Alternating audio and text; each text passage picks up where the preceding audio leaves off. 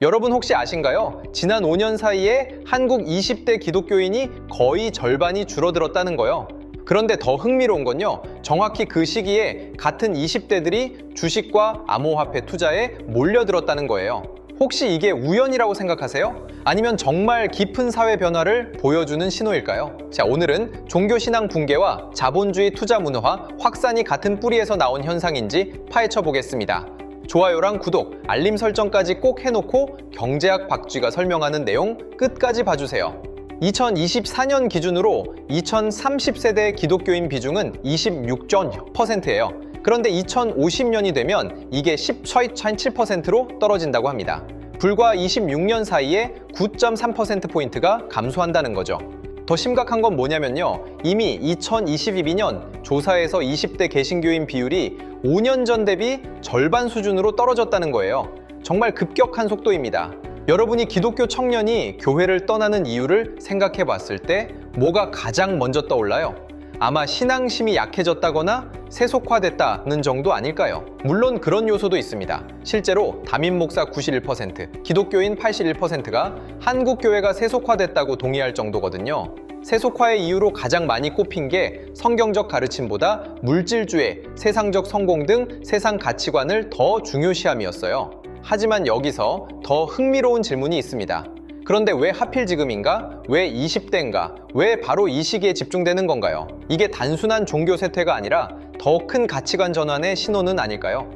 목회데이터 연구소와 한국교회 총연합이 2024년 9월에 발표한 보고서를 보면요, 2024년 현재 16.2%인 기독교인 비율이 2050년에는 11.9%까지 떨어진다고 예상했거든요.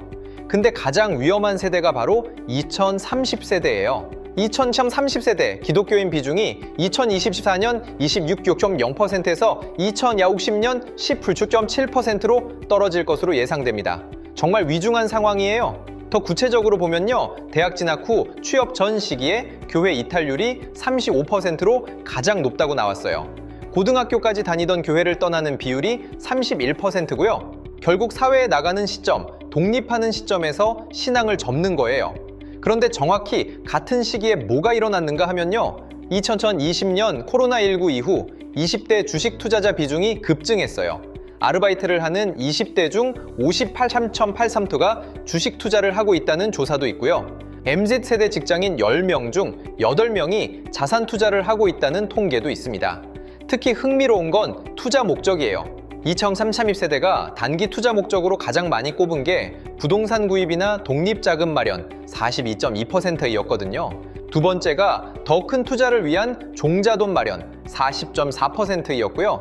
결국 청년들은 부를 축적해야만 독립하고 생존할 수 있다고 생각하는 거예요.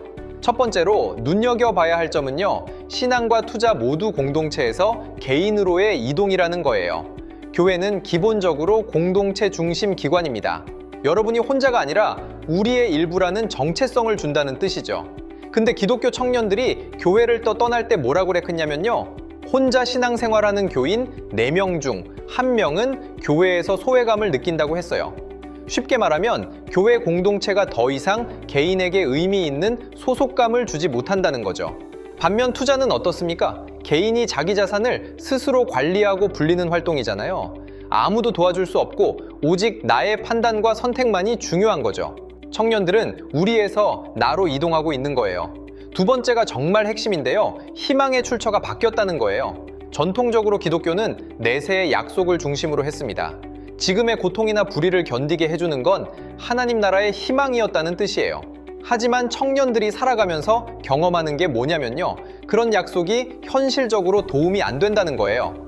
신앙과 기도만으로는 취업도 안 되고 월세도 못 낼 수 있으니까요. 그래서 청년들이 바꾼 게 희망의 출처인 거예요. 하나님의 은혜 대신 주식 수익이라는 보이는 결과로 바꾼 거죠. MZ세대 투자자가 가장 많이 기대하는 수익률이 20%인데요. 이건 뭘 의미하냐면 현실적인 부를 쌓을 수 있다는 확신을 원하는 거예요. 따뜻한 말씀보다 정확한 숫자를 원하는 거죠.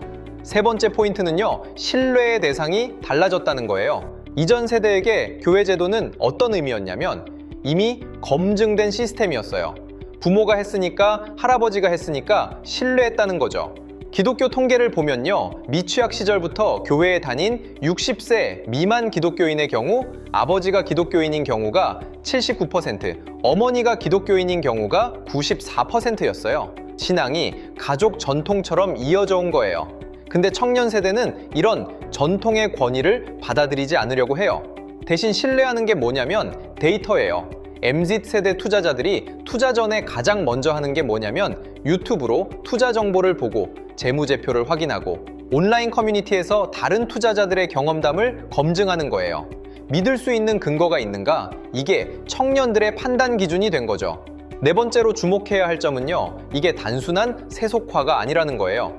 사실 기독교가 말하는 세속화는 물질주의를 따르는 걸 의미합니다만 정확히는 청년들이 신앙의 정의 자체를 바꿨다는 거예요. 기독교는 초월적 구원을 약속했죠. 하지만 청년들이 원하는 신앙은 뭐냐면 현실적 구원, 즉 지금 여기서 나를 살리는 것이 되어버린 거예요. 그래서 투자도 일종의 신앙이 되어버린 거죠. MZ세대 투자자들 중에 암호화폐에 투자하는 사람들이 38%나 되는데요. 이건 기술의 미래를 믿는 일종의 신뢰예요. 불확실한 미래도 내가 준비했다면 살아남을 수 있다는 거, 이게 새로운 종교가 된 거예요. 5포세대, 3포세대라고 불리는 청년들에게 결혼, 출산, 내 집 마련이라는 구원을 약속하는 건 더 이상 전통 종교가 아니라 투자 유튜버들과 금융회사들이 되어버린 거죠. 다섯 번째로 중요한 건요, 가족 기반의 신앙 전승이 끝났다는 거예요. 한국 기독교는 가족 종교화 현상이 있었어요. 부모가 신앙을 자녀에게 자연스럽게 전수하는 구조였다는 뜻이죠. 그런데 청년들이 부모로부터 독립하면서 특히 대학 시절 자기 결정권이 생기면서 더 이상 부모의 신앙을 따르지 않게 된 거예요. 대신 청년들이 선택한 게 뭐냐면 개인적인 금융 독립이에요. 부모가 도와줄 수 없는 영역에서 스스로 부를 축적해야 산다는 생각이 된 거죠. 청년 3명 중 1명은 번아웃을 경험했다고 했고요. 결혼 계획도 2년 전보다 줄었어요. 이건 단순한 경제 어려움이 아니라 부모 세대와는 다른 삶을 준비해야 한다는 절박함이 깔려 있다는 뜻이에요. 이제 이 현상을 더 깊게 분석해 봅시다. 결국 이 모든 게 무엇을 의미하냐면 한국 사회가 신뢰와 희망의 기반을 바꿨다는 거예요. 이전 한국 사회는 어떻게 구성되어 있었냐면요, 전통 위에 가족이 있고 가족 위에 종교가 있고 종교 위에 국가가 있는 피라미드 구조였어요. 이게 한국 사회를 안정적으로 지탱했던 거죠. 국가가 경제 성장을 약속했고 종교가 정신적 위로를 했고 가족이 물질적 지원을 했으니까요. 하지만 지금은 어떻게 됐냐면요, 2008년 글로벌 금융위기 이후 고용이 불안정해졌고 IMF를 경험한 청년들 부모 세대도 더 이상 자녀를 지원할 여력이 없어졌어요. 그러면서 청년들이 그 피라미드를 믿을 수 없게 된 거예요. 그래서 청년들은 스스로를 지키는 방법을 배워야 했고 그게 투자가 돼버린 거예요. 이건 세상이 나를 지켜주지 않으니까 내가 나를 지킨다는 철저한 자기 책임주의의 표현이 된 거죠. 그런데 여기서 정말 흥미로운 관찰이 있어요. 기독교 청년이 감소하는 와중에도요, 기독교인 중에 개신교의 점유율은 높았어요.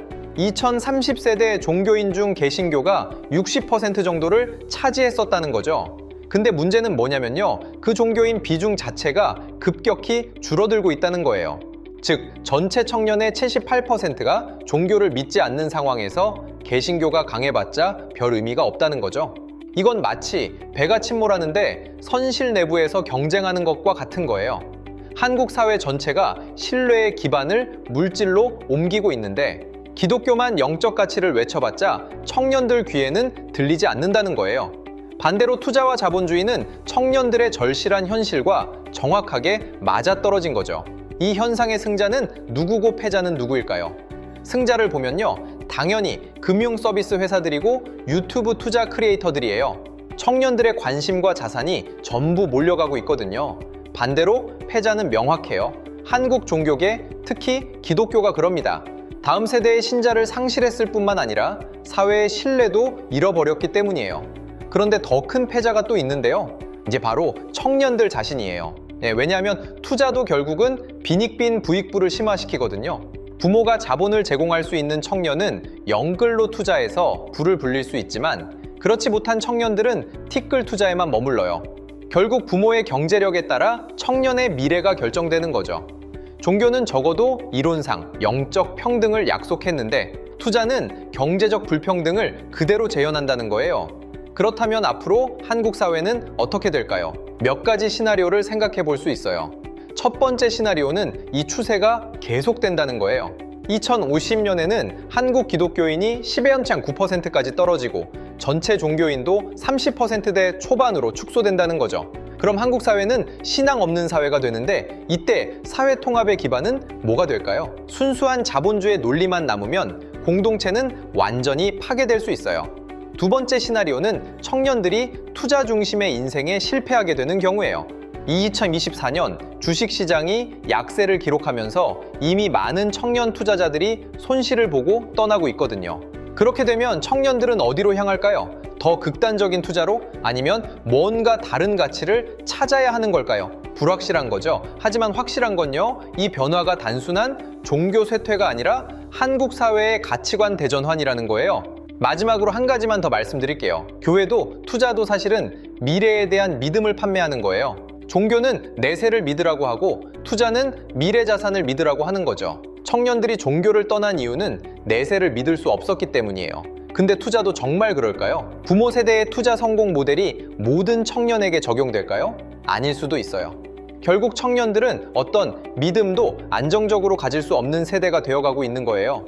그리고 그게 가장 무서운 현상이라고 생각합니다.